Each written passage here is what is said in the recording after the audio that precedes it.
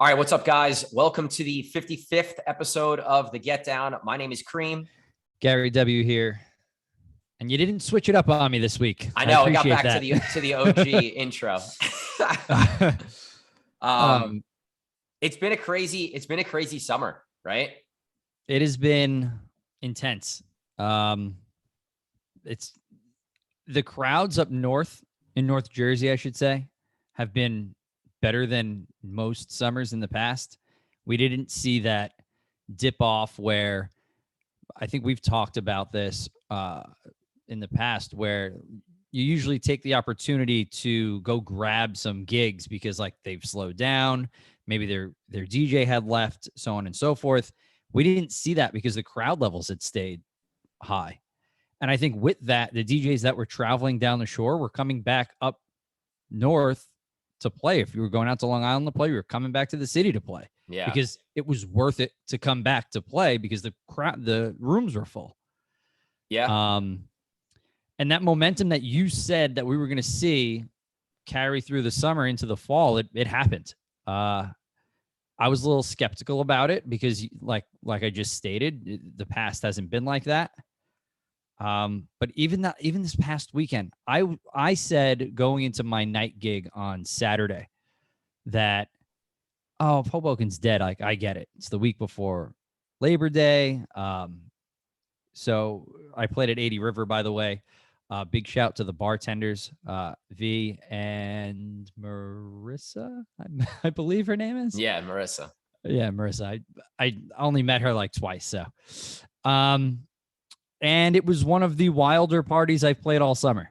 It was just really, really energetic, really out of control. It was probably one of the younger rooms I've played too, though. So that probably lent to a little bit, but I didn't expect that many people to be in the room on a Saturday night the week before Labor Day. Yeah.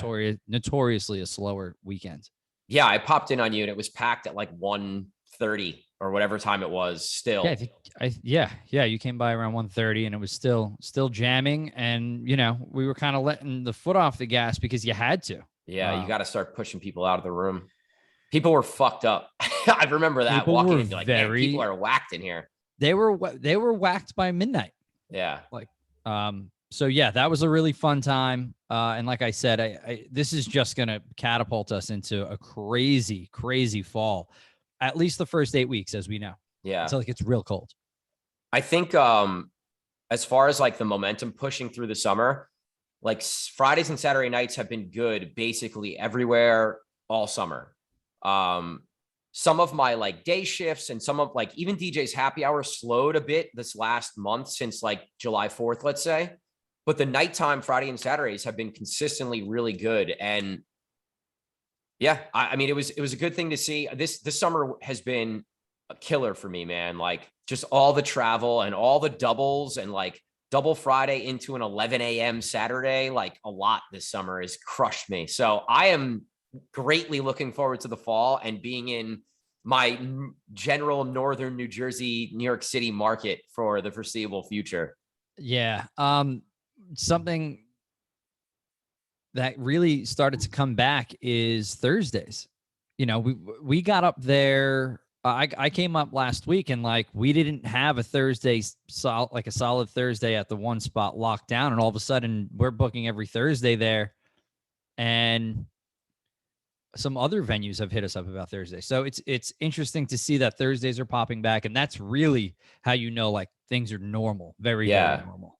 I mean, Thursdays before pandemic, Tally Ho was the only show in town. The whole town would be dead, and Tally Ho had people. But now it's like, Olive Oil's got a party on Thursday at Green Rock, which they started during the pandemic, which was like a karaoke party that's now turned into like a dope Thursday party.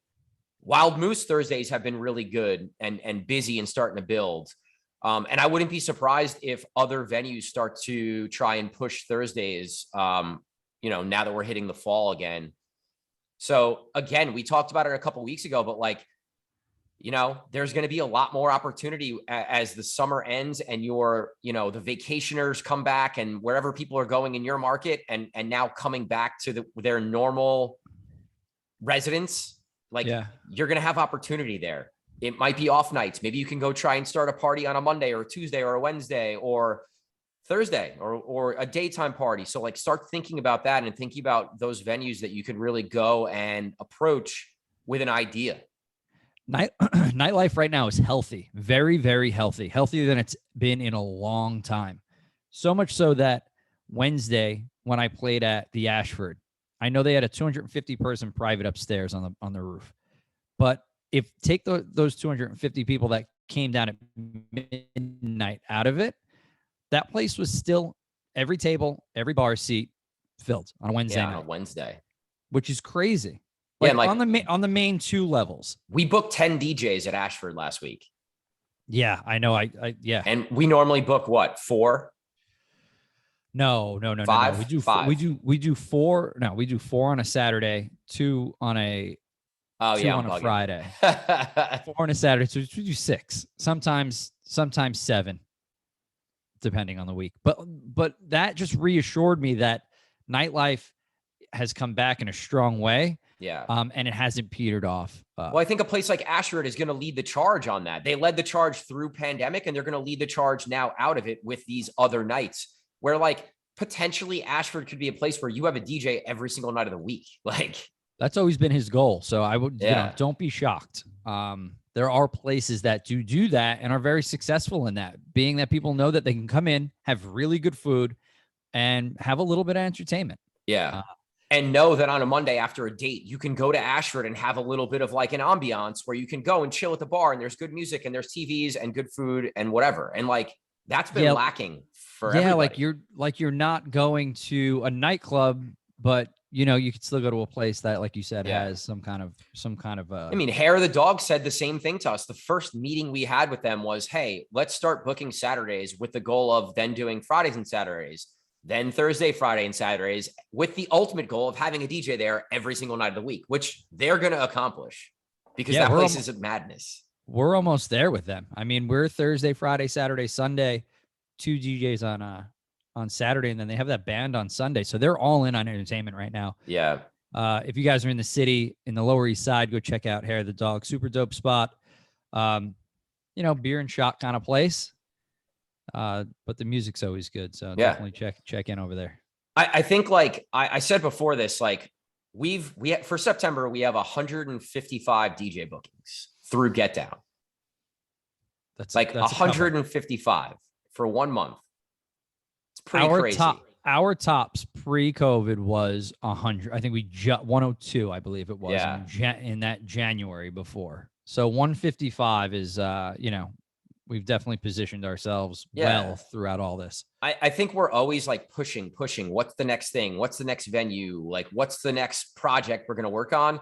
Like 155 fucking gigs is awesome, man. So congrats to us. Like I never say that honestly, but like a little pat on the back. We fucking busted our asses for 2 years with a year with 0 gigs. Whatever. The first month back this year where we had DJs was like 11 bookings, I think, in March. So no, we had, I just looked back. So February, we had 30 bookings for the, all right, 30 bookings in February, 30 to 155. And last week we had a DJ on it was 1 or 2 days. We had a DJ in like 5 or 6 states, which was crazy. Yeah. So yeah, the growth has been good. The connections we've made have been good, and it's making sure that those connections are taken care of too is the really important part. Yeah. And like, I just had a meeting with a venue, and it's a big venue. It's a good venue. And our conversation was around who are the up and coming guys that we can bring in here to now be potential headliners. Because like we've been saying, like those were the guys that were putting in the work. Those were the guys that were on social media heavy. They're the ones that are taking the lower paying bookings, but like it's paying off for them now where they've been grinding, where some of the guys who were headliners beforehand were like kind of took a back seat or kind of went to go do something else. And it's like, we're now creating the next batch of headline DJs from younger guys, the Angelo Kids, the UFOsos, the Solanos, like all those guys are the next round of headliners, and they're going to be around for 10 years because they're all young. Like easy 10 years. It's really nice to see when you could see people start from, you know, working at one of the lower, super, super low end venues to now taking the best gig that we have to offer. And not even us, probably the best gig that is offered in our market, you know? So Yeah. that part of it is, I'm really proud of those guys for what they've done. I'm proud of the way that, you know, you've coached them up, and you know, the way that we've put out those teaching videos and things like that, that we had on our social media throughout the pandemic, and just having those guys around. This way you could coach them through the tough stuff. You know, I think that really helps them in the long run. I think having to live through playing the shitty gigs makes you appreciate the good ones. So those DJs that like celebrity DJs and whatever, those DJs we all know who get thrust into the headliner role, who might not be the best DJs, they never had to live through the shitty bookings and the 10 people in the crowd and the manager annoying the shit out of you and the terrible sound and whatever else. Like, you have to live that to be able to fully become the best DJ that you can and be a strong headliner, I think, personally. Yeah, because there's going to be points along your headliner career where you are going to have to pivot into a different world and pull from the bar gigs that you used to play, or pull from the private events that you used to play to hook a room, because you never know. And that experience makes you so much better. It's kind of funny because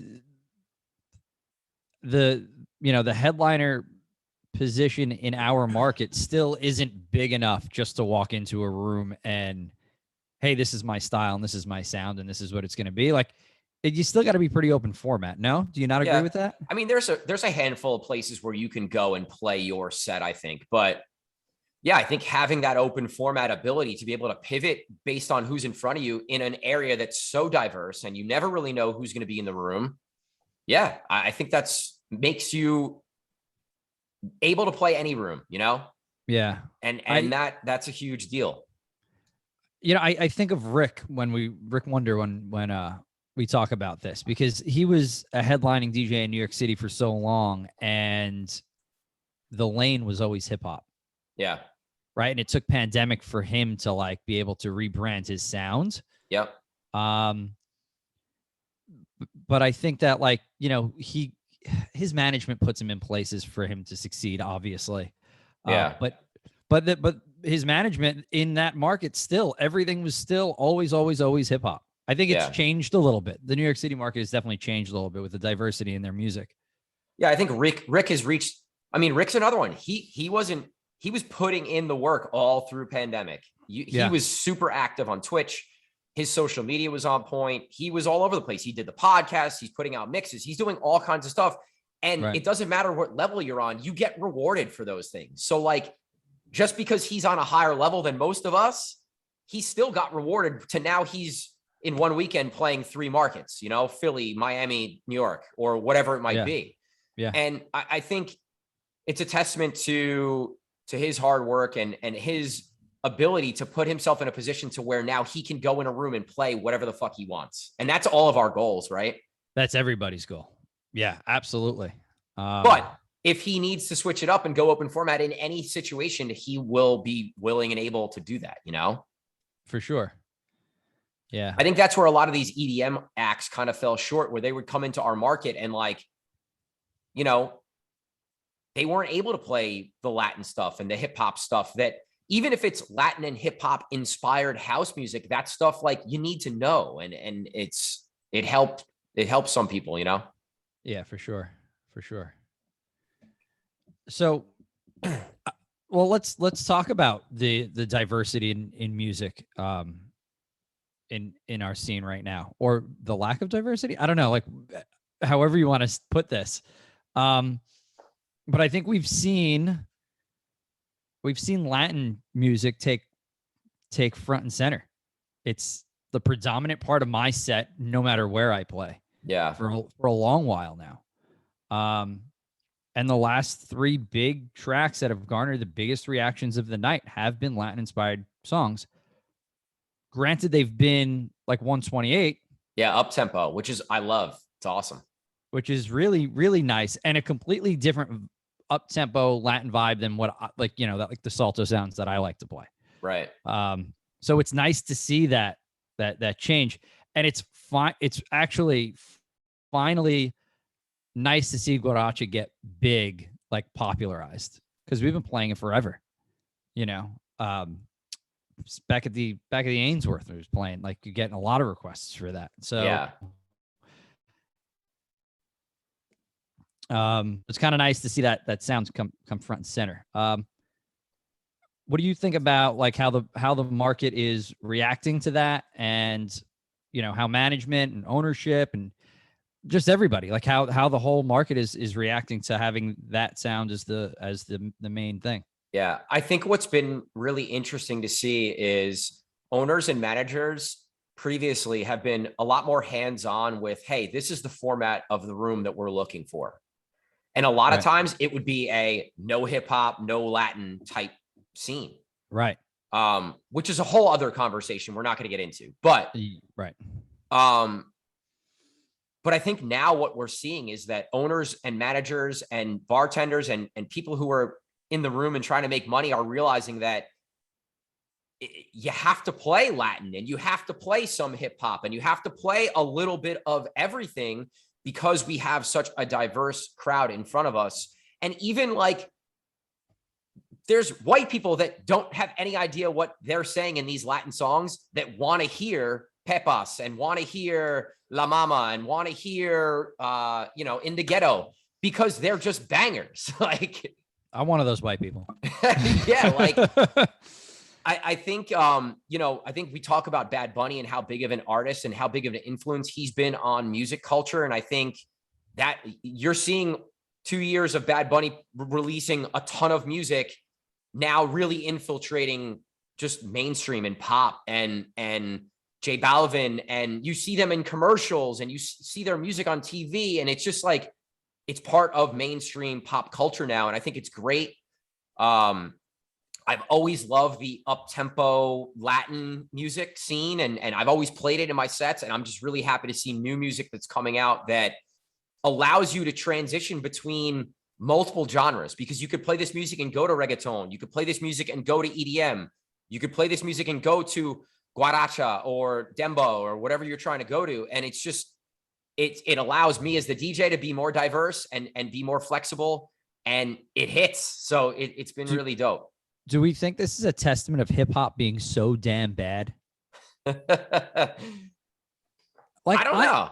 I go into hip hop and I do find some gems. Don't get me wrong. It's not across the board bad, but I think like the bulk of Latin music that comes out is good. I can't say that for hip hop. Yeah. If you were going like song for song, you know, top 10 in each genre, let's say, you would probably like 80% of the Latin tracks, but not the hip hop tracks. But I did go over and listen to, and it's just because of the sound that I like, I did go over and listen to the top 10 UK tracks last week when I was downloading, and their hip hop's actually very, very good. but it's a little different. Like it has like an Afro pop sound to it. So it's like a mix of Afro pop and then like trap hip hop stuff. Yeah.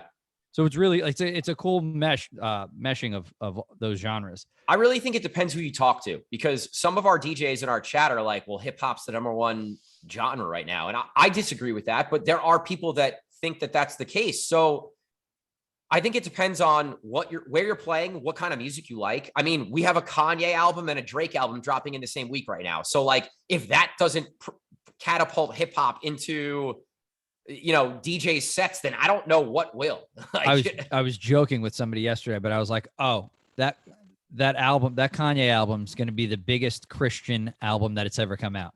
I listened to like 8 songs and it's just so like, I haven't listened to it yet. It's on my list of things to do today while I'm cooking or whatever, is to listen to Kanye.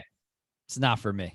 He's off his fucking rocker, so I wouldn't be surprised at anything that he puts out. So I like the first track with Jay-Z is good. And then I listened to like the subsequent like 7, and I wasn't like totally into it, and I shut it off. But that's what I'm saying. Like, I just feel like the people just kind of get tired of the same sounds, and something needs to change. And Bad Bunny was a really good, you know, Yeah. I think changing point. it's a BPM thing too, because all the reggaeton is in the 90s and 100s. Most of the new hip hop is in the 65s and 70s, and it just makes it a lot harder to translate to a club environment. So I'm hoping that the up-tempo Latin and the reggaeton and the EDM stuff and the tech stuff that's coming out that's popular helps speed up some of the hip hop that's coming out. And I think that will help me be able to play more hip hop in my sets and help other DJs. It's been so many years of that 65 to 75. And maybe that's why. Maybe I'm just tired of it. You know, there's some 80s stuff that's coming out that's a little faster now, the Cardi B stuff. And I'm trying to think of some other hip hop records that came out that are in the 80s that, it's a little faster and a little more translatable to a dance floor. All that twerk shit goes off, obviously. You know, the Megan records, the Cardi records, all that stuff goes off. Right, but a lot of the Megan stuff is in the 90s and 100s, and her newest stuff is faster, 120. The Twerkulator is 120, whatever. So I think the tempo of the songs is something that's going to really change, I hope, with hip hop. That's a big part of why I don't play the 70s stuff, because it's too slow for me. Like Trizzo came on for me at 80 River because I was just, first of all, I was just done after all those nights of DJing. But and I was like, just play some like newer hip hop stuff that I'm not gonna play. Like the low BPM Pop Smoke stuff, because I'm not touching it. Yeah. I mean, that stuff goes off though. You know, you just have to figure out a way to work it into your sets, and you don't have to sit in it, but you know, hit 5 tracks quick, hit 5 big tracks during peak. And, you know, the Pop Smokes and the whatever you're going to play, Hoopty and, you know, Drake stuff and whatever else. Yeah. I was getting lazy too this weekend at that, like with that stuff. I think because you and I don't listen to hip hop actively, we have to spend time curating those crates, and you just have to do it, you know? Sure. No, I you know what? It's funny. I went back and I looked and I'm like, oh, I got to work on my crates. I'm like, no, I have all that stuff there. It's there. I just didn't want to go into it. I was just being, like I said, I was just being lazy. And it actually gave me an opportunity to listen to another DJ, which I don't normally get to do very much. So, it was fun to see. I don't know. We're like off on a tangent here. It was fun to see Trizzo play and and just see like kind of what he played at that hour of the night. You know? Yeah. All right. So let's kind of get back on topic here, or on track. We've kind of been ranting about music, and you know, Gary and I are the old men in the room. We always say it, but well, I think having our young DJs and then also DJing so much allow us to stay relevant and know what works and what doesn't, as in genres that maybe we don't necessarily follow as much as we used to, you know? Yeah, that makes me the most excited when I get to go see one of our guys that is definitely playing things that I'm not playing. Yeah, we always say it, but like going out and hearing other DJs play is the best way to break out of a creative slump or feeling like you're playing the same stuff. Go hear someone else play, and they'll play 10, 20 records that you don't play. And you're like, wow, that worked. Maybe I'm going to play this in my set. And that'll open up like a whole run of songs that maybe you weren't even thinking about. Yeah. So definitely. While you're there, real quick, just big shout out to all the DJs that came out and showed love this week. I played a lot of gigs up in Jersey, and a lot of DJs came out to many of them. So just big shout out to those guys. You can get back on your. I love that. Let's get back on topic.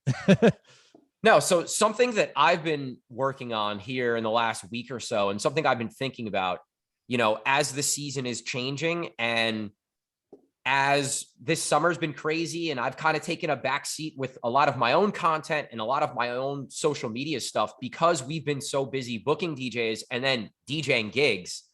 But talking about social media and talking about rebranding your social media, or just getting back on track with your social media, because sometimes I think we fall into these ruts of like, well, I don't know what to post, and I don't have content to post, and I haven't taken photos in a while. I think it's really important to carve out some time to think about this stuff, strategize, and then spend some time creating content and organizing content. Because if you don't do that, you're just going to be stuck in this rut of like, I don't know what to post. And I don't, my page is getting stale and I don't know what to do, or I don't have a theme. So something that I did last week was sit down, turn all my stuff off, and have like a deep work session around my Instagram and my TikTok and my social media strategy. And you guys are going to see it in the coming weeks. It's going to be a complete rebrand for me as far as the way my page looks, my profile picture, my highlights, my actual main posts. But I think it was important for me to sit down and think about what's the content I want to get back to posting every month. When do I want to post it, and how do I want it to look? And all you guys should do that now that we are coming into this season change, right? Think about it. It might be time to change your picture. Maybe it's a picture of you wearing shorts and a tank top and you're coming into the fall. Maybe it's time to switch that up, or switch the colors that you use, or whatever it might be. And I know I just spewed like a million things out there, but that's kind of what my brain has been thinking about and what I've been focused on for the last 2 weeks here. So we all have to remember and check in with our social often, because as we've said before, your social media is your resume. Nobody asks for a press kit anymore. Honestly, they just go to your Instagram. I'm going to pause for 1 second because I had a phone call this morning with a booker who books a major nightclub. No. And as we were talking about DJs, we were both sitting on our Instagram, pulling up DJs, whether that's right or wrong, but that's just what people do.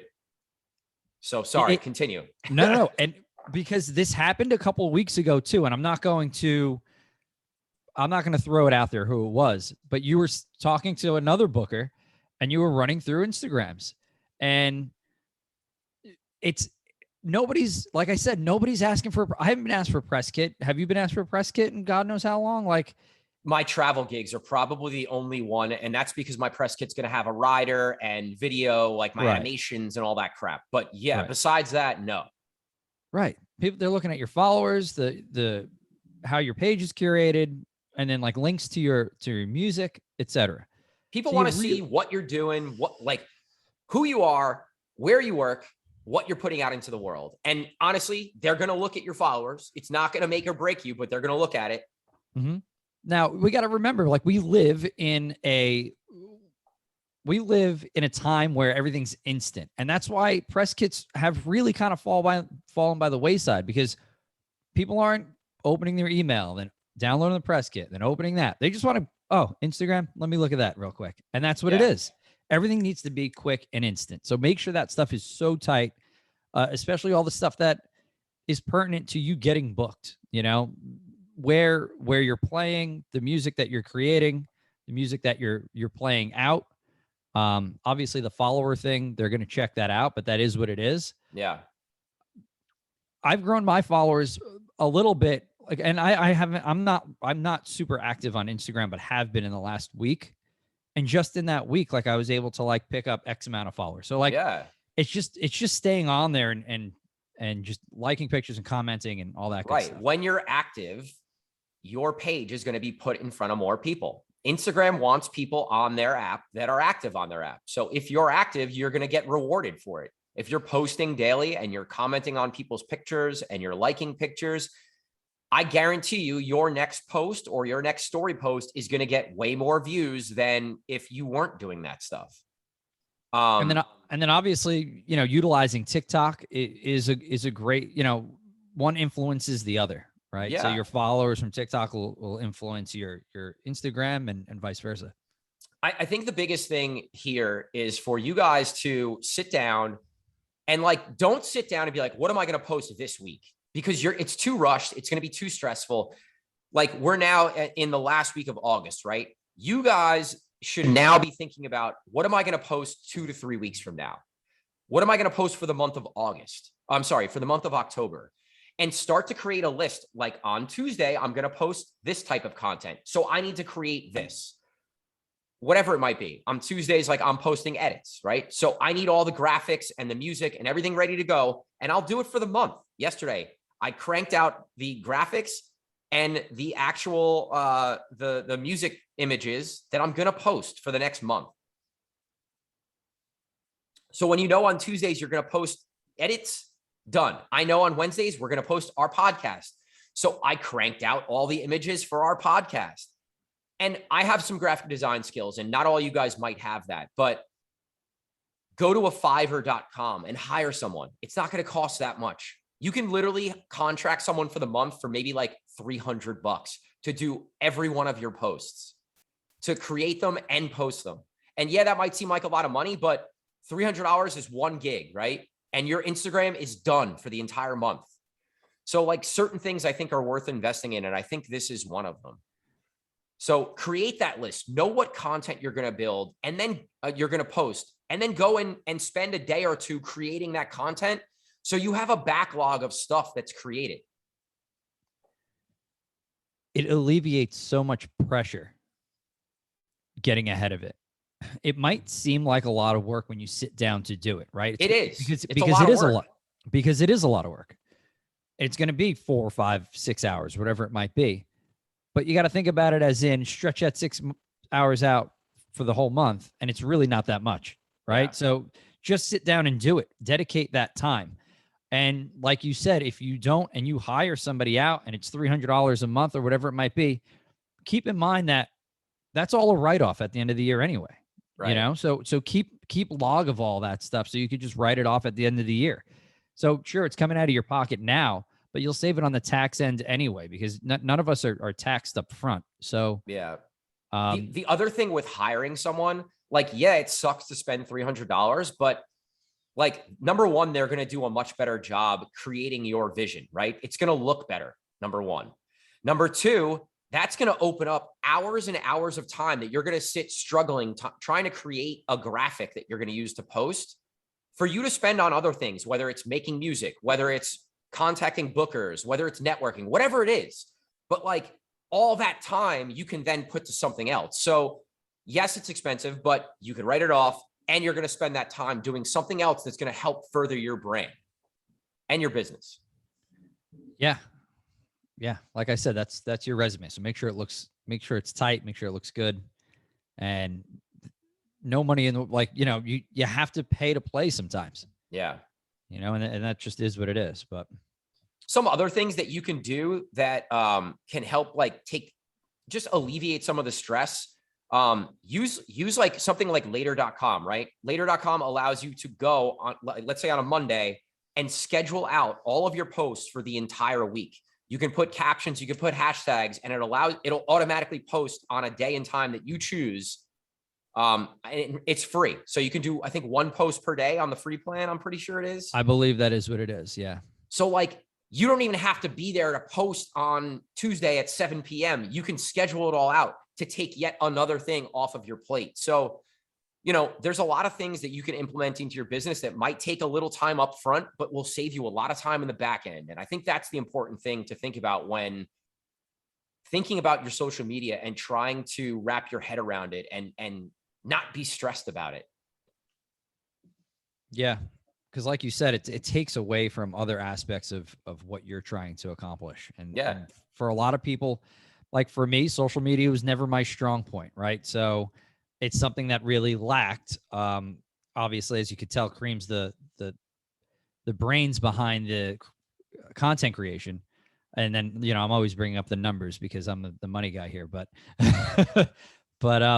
yeah, it's just something that is lacked for me. And then once I learned how to put a plan in place, it really came together a lot better.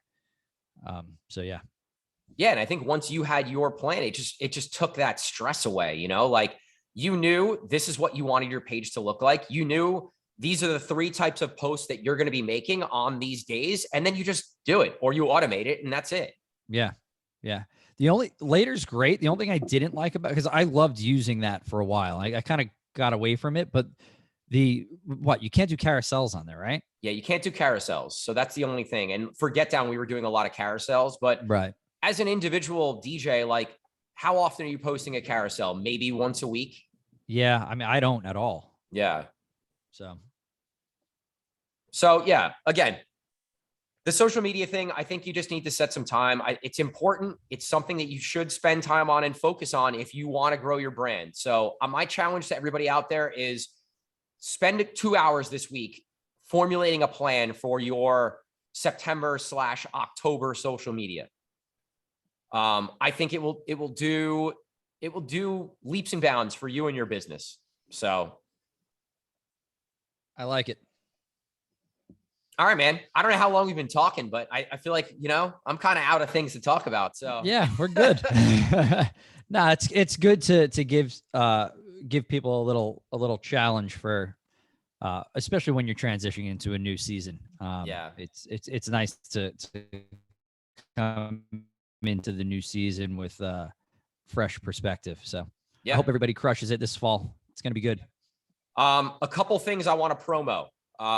First and foremost, if you haven't downloaded the Get Down DJs and Friends edit pack, it's been out for a couple weeks. It's been doing really well. We've gotten really great feedback on it. It has a ton of dope DJs and producers, not just from the Get Down crew, but from all over the world. So guys that you're downloading off of record pools are on the edit pack. So check that out. The link is in the show notes or in our Instagram bio. The next thing, we are looking for an intern. We are looking for a graphic designer. And it could be a for credit opportunity. It could be a paid opportunity, but we're looking for a designer that can ride or die for Get Down, that can help execute our brand vision. So if you like what we do, or if you know graphic designers that you think would be a good fit, tag them, send them our way, DM us their Instagram. This is something we're really looking to lock up in the next couple weeks here. So please help us in finding a graphic designer that can help us moving forward here. And then the final thing, we're always looking for more DJs. People hit us up all the time. I'm not going to jump on a phone call with you if that's what you're looking for. But if you're looking for work, if you're looking to kind of get involved with Get Down, hit us up, hit me up, hit Gary up, hit Get Down DJ's Instagram up. We're growing very, very, very quickly, and we're looking for people that can grow with us. And the question that people ask me every time is like, how can I get involved with Get Down? The best way to get involved with Get Down is be active on our social media pages so we know who you are. Be active in coming and introducing yourself to myself and Gary when he's in town, and our other Get Down DJs, the main guys, the guys who have been with us for a long time. Get to know us. That's the best way to get involved with us. So I just wanted to throw that out there. A lot of people have been hitting me up lately. And like I said, we're growing really quickly. So yeah, definitely. All right, guys. All right. Thanks for listening to this episode. Episode 55. My name is Kareem. Gary W. Peace out. See you guys next week.